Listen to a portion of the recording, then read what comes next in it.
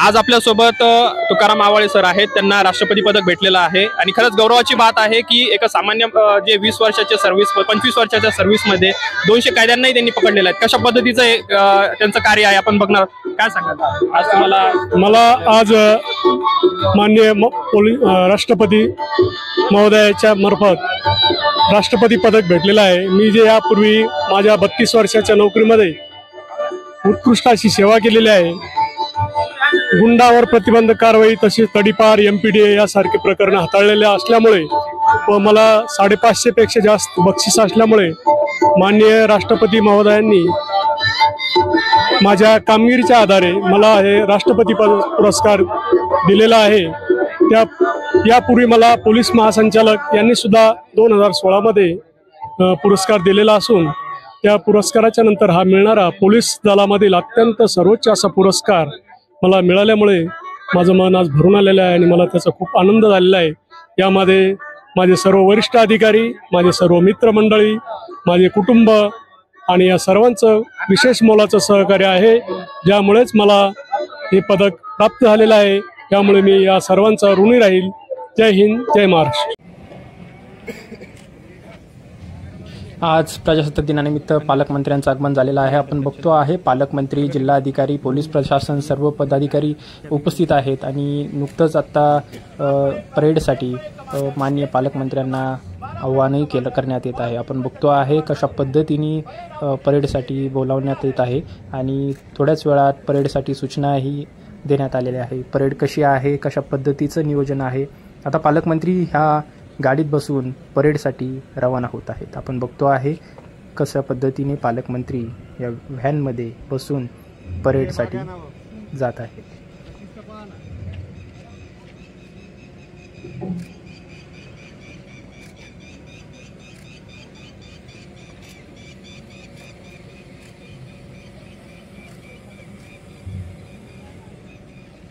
भारतीय प्रजासत्ताक दिनानिमित्त सहभागी आहेत।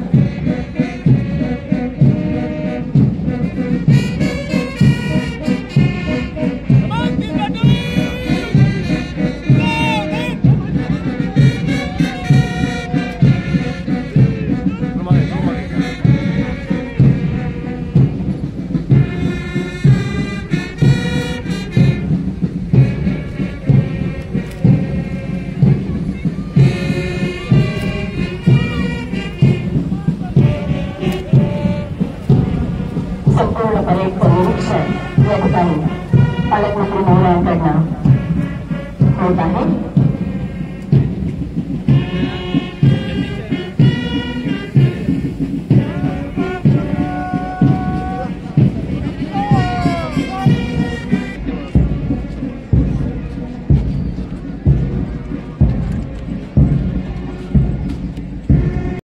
हृदय जोडून रचत असो, शुभ विचार मनी जसो, जो अमूल्य ठेवा देश सेवा, देश सेवा।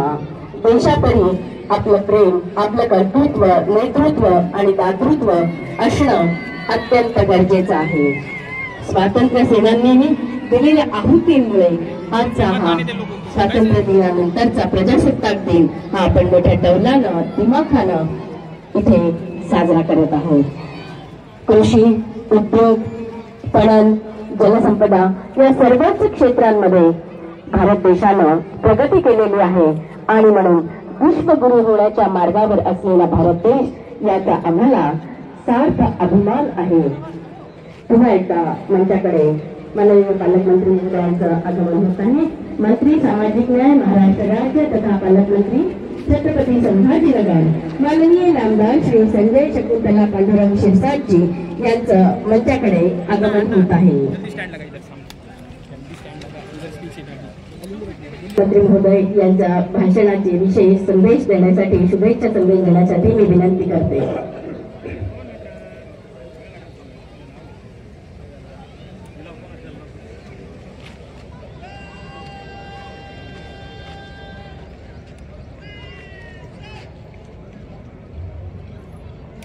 उपस्थित सर्व मान्यवर स्वातंत्र्य सैनिक, लोकप्रतिनिधी, नागरिक बंधू भगिनी, शासकीय अधिकारी, विद्यार्थी आणि पत्रकार मित्रांनो, आपणा सगळ्यांना प्रजासत्ताक दिनाच्या शुभेच्छा देताना मला अतिशय आनंद होत आहे.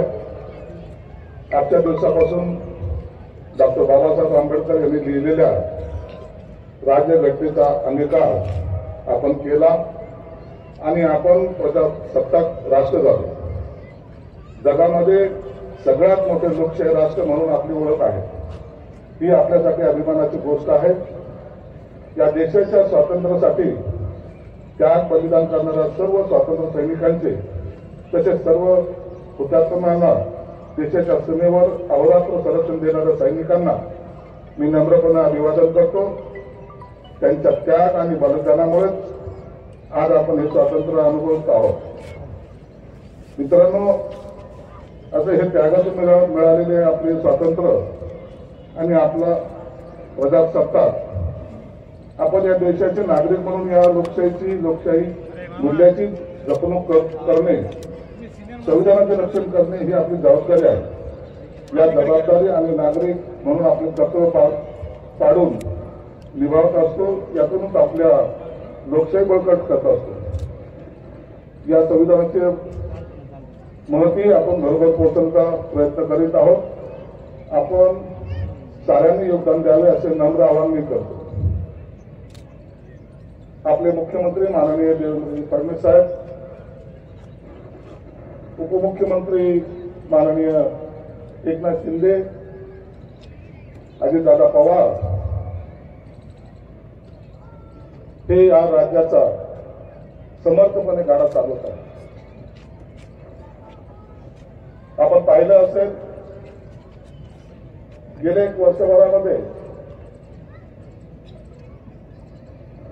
लोकसभेची निवडणूक असेल, विधानसभेची निवडणूक असेल, इतर आंदोलनं असतील, या सर्व बाबी हाताळताना प्रशासनाची सुद्धा थोडी दमछाक झाली होती. परंतु त्यापूर्वी सुद्धा या सरकारने अनेक योजना या जिल्ह्यासाठी नव्हे तर महाराष्ट्रासाठी दिलेल्या आहेत. आपण पाहत असाल, मुख्यमंत्री माझी लाडकी बहीण योजना असेल, आबालवृद्ध असतील, विद्यार्थी असतील, पालक असतील, या सर्वांना काही ना काही सहकार्य करण्याचं किंवा त्यांना त्यांच्या पायावर उभा करण्याचा प्रयत्न या सरकारने केलेला आहे. मी असं मानतो, सरकार कोणतंही असो, परंतु ते निश्चितच या जनतेच्या सेवेसाठी काही ना काही आपलं योगदान देत असतं. आणि आताही या जिल्ह्याचा पालकमंत्री बनून माझी सुद्धा एक जबाबदारी आहे. आपण यावर्षी जिल्ह्याचा आराखडा जवळपास 1200 कोटीचा तयार केलेला आहे. या जिल्ह्याला एक आगळं वेगळं महत्व आहे. ही मराठवाड्याची उपराजधानी मानली जाते. या ठिकाणाहून अनेक घटना या महाराष्ट्राच्या राजकारणावर प्रतिबिंबित होत असतात. म्हणून सर्वात जास्त जबाबदारी या जिल्ह्याची आहे. या जिल्ह्याला वेगवेगळ्या पार्श्वभूमी आहे. अजंठा वेरूळ सारख्या लेण्या या ठिकाणी आहे, मकबरा आहे, नाथाचं प्रचंड स्थान आहे. या सर्व बाबी यांना सुद्धा डेव्हलप करण्यासाठी सरकारने भरघोस अशी मदत दिलेली आहे. या सर्वांची आकडेवारी जर आपल्या समोर जर दिली तर आपल्याला सुद्धा याची जाणीव होईल की सरकार हे अत्यंत गतिमान पद्धतीने कारभार करतं. मी आपल्या सर्वांना एक विनंती करणार आहे, या शहरामध्ये राहत असताना जसं प्रशासनाची जबाबदारी आहे, राज्यकर्त्याची जबाबदारी आहे, त्याच पद्धतीने आपल्या सर्वांची सुद्धा जबाबदारी आहे. यातला कोणताही व्यक्ती या प्रगतीमध्ये जर त्याचा हातभार जर लागत असेल तर तो सर्वसामान्य माणूस हा केंद्रबिंदू असला पाहिजे. मी पालकमंत्र्यांच्या झाल्यानंतर त्यांच्या प्रशासनांना सुद्धा एक विनंती केलेली आहे. हा आपला जिल्हा हा महाराष्ट्रामध्ये अग्रगम कसा असेल, चांगले कामं त्याच्या हातून कसे घडतील आणि या जिल्ह्याचं नाव संपूर्ण महाराष्ट्रामध्ये आदराने कसं घेतलं जाईल, हा माझा प्रयत्न राहणार आहे. म्हणून आपण या जिल्ह्यामध्ये सर्व जाती धर्माच्या लोकांना एकत्रित करू. तुम्ही पाहत असाल छत्रपती शिवाजी महाराजांचा अश्वरूढ पुतळा हा डावलाने या क्रांती चौकमध्ये उभा आहे.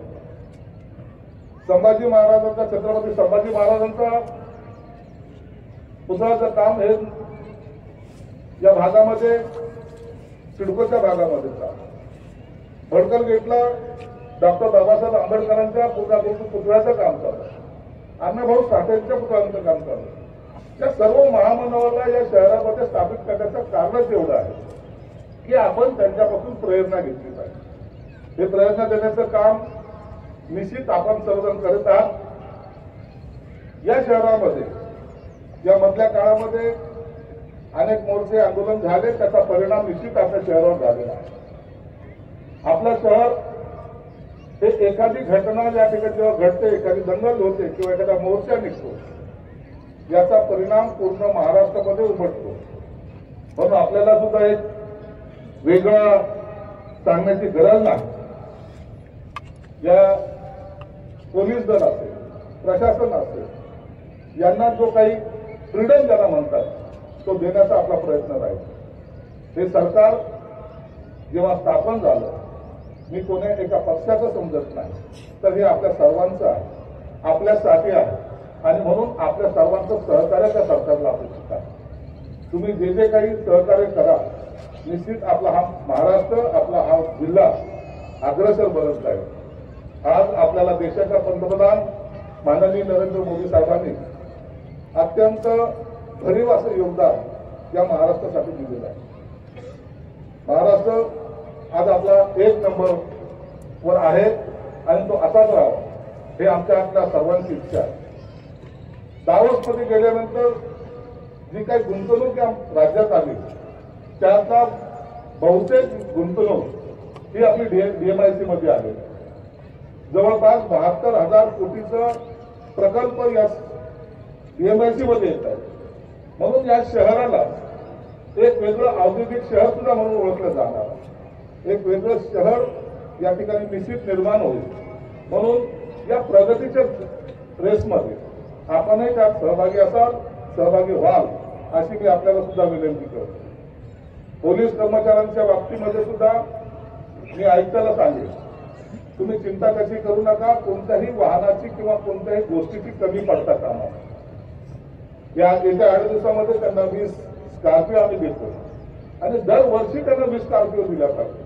माझं पोलीस यंत्रणा, माझं दल जर हे सक्षम असलं तर या शहरामध्ये कुणाचीही वाकडी नजर करून पाहण्याची हिंमत होणार नाही.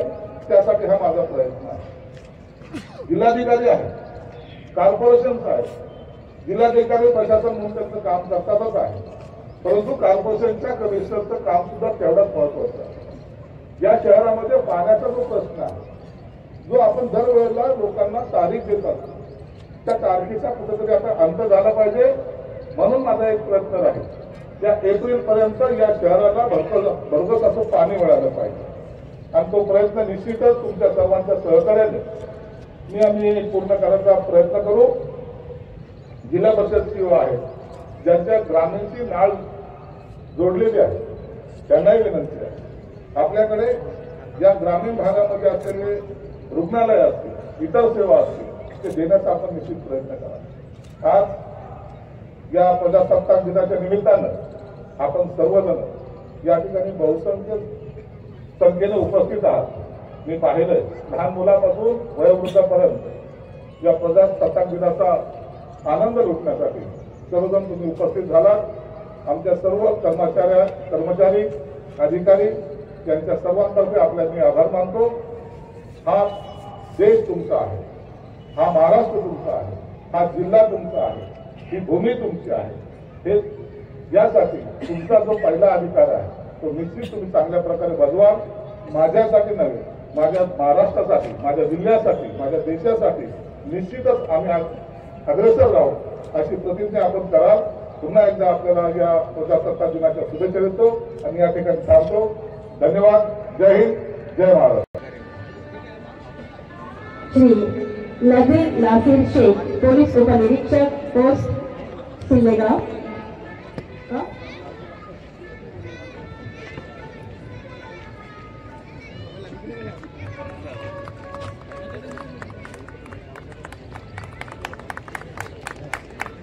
यानंतरचं नाव वाचून ठेवते. पोलीस आयुक्त कार्यालयातील श्री दत्तू एकनाथ गायकवाड,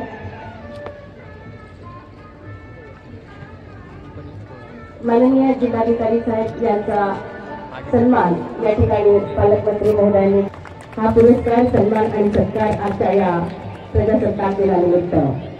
यानंतरचं नाव वाचत आहे श्री तुकाराम रावसाहेब आव्हाळे, पोलीस आयुक्तालय छत्रपती संभाजीनगर येथील पोलीस अंमलदार, जानेवारी 2025. माननीय राष्ट्रपती भारत सरकार नवी दिल्ली यांचे गुणवत्तापूर्वक सेवाबद्दल हे पोलीस पदक प्रदान करण्यात आलेले आहे. पुढचं नाव आहे माननीय शेख सलीम शेख गणी. शेख सलीम शेख गणी यांनाही हे माननीय राष्ट्रपती पदक प्रदान करण्यात येत आहे. पुढचं नाव आहे रामभाऊ संभाजी खंडागळे, पोलीस मुख्यालय PHQ. 2025. राष्ट्रपती भारत सरकार नवी दिल्ली गुणवत्तापूर्ण सेवेसाठी हे पदक देण्यात येत आहे.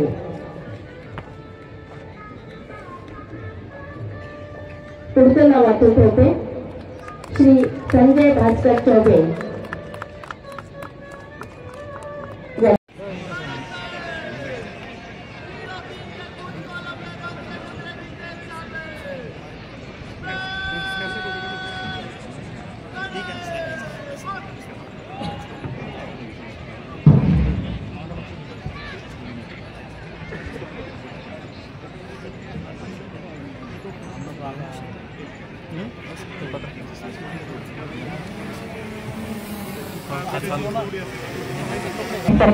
देवगिरी मैदानात या ठिकाणी जमलेलो आहोत. मी प्रवीणा कन्नडकर आपल्या सर्वांचं शब्दसुमनांनी मनपूर्वक हार्दिक स्वागत करते. काही वेळापूर्वी पालकमंत्री महोदय माननीय नामदार संजयजी शिरसाट साहेब यांच्या शुभ हस्ते मुख्य शासकीय ध्वजारोहण सोहळा संपन्न झालेला आहे आणि पुरस्कारही सर्वांना देऊन त्यांचं अभिनंदन करण्यात आलेलं आहे. आणि आता सामूहिक पथसंचलनाने मान्यवरांना मानवंदना या ठिकाणी देण्यात येणार आहे. यामध्ये एकूण 12 प्लाटून 340 जवान सहभागी झालेले आहेत. परेड कमांडर श्री मयंक माधव, भारतीय पोलीस सेवा परिवीक्षाधीन अधिकारी छत्रपती संभाजीनगर ग्रामीण. Second in command Shri Pralhad Rathod, राखीव पोलीस निरीक्षक या ठिकाणी. पहिला platoon IRB group 14 Chhatrapati Sambhajinagar. Platoon commander Shri Rajesh Shaikh आणि second in command Dilawar Shah.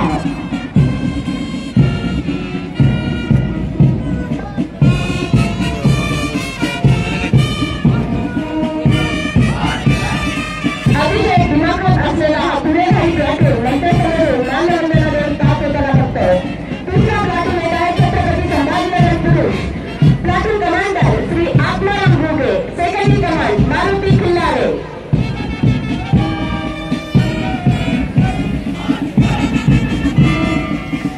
तालात पडणारी स्टँड आपण बघतो. यानंतर प्लाटून क्रमांक 3 छत्रपती संभाजीनगर शहर पुरुष. Platoon commander Shri Pratap Salve, second in command Shri शेतान नळे. अतिशय दिमाखात असलेला हा पुढे काही प्लाटून नंतर समोरून मानवंदना देऊन ताप होताना बघतो. दुसरा प्लाटून येत आहे छत्रपती संभाजीनगर पुरुष. Platoon commander Shri Atmaram Ghoge, second in command Maruti Khillare.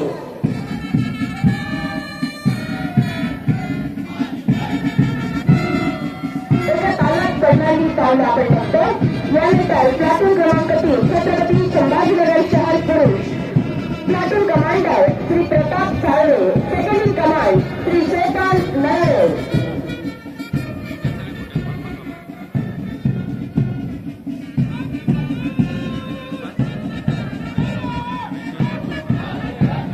Platoon क्रमांक 3 छत्रपती संभाजीनगर पुरुष शहर प्लाटून कमांडर प्रताप साळवे आणि second in command Shri Sopan Nale.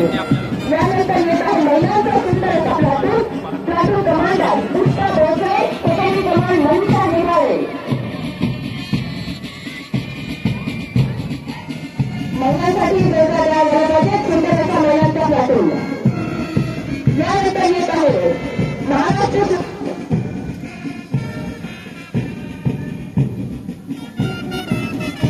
Platoon commander Pramod Kolekar second command Deepak Patil.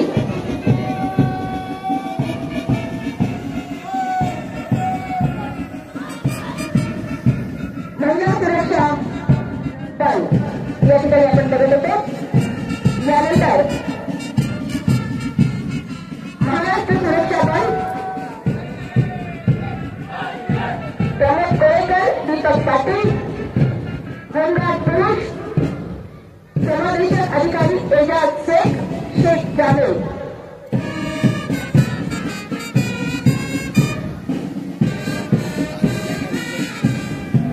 Home guard पुरुष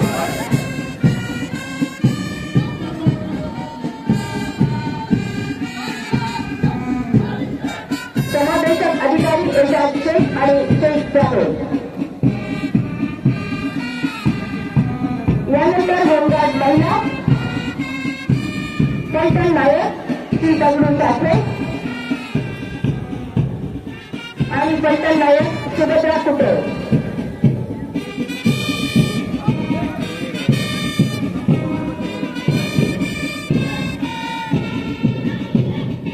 होमगार्ड महिला प्लाटून आपल्या पंचायतीवरून पास होताना आपण बघतो श्री दगडू साखरे आणि सुभद्रा कुटे। या शहरातील वाहतूक व्यवस्था सांभाळते शहर वाहतूक शाखा प्लाटून कमांडर संजय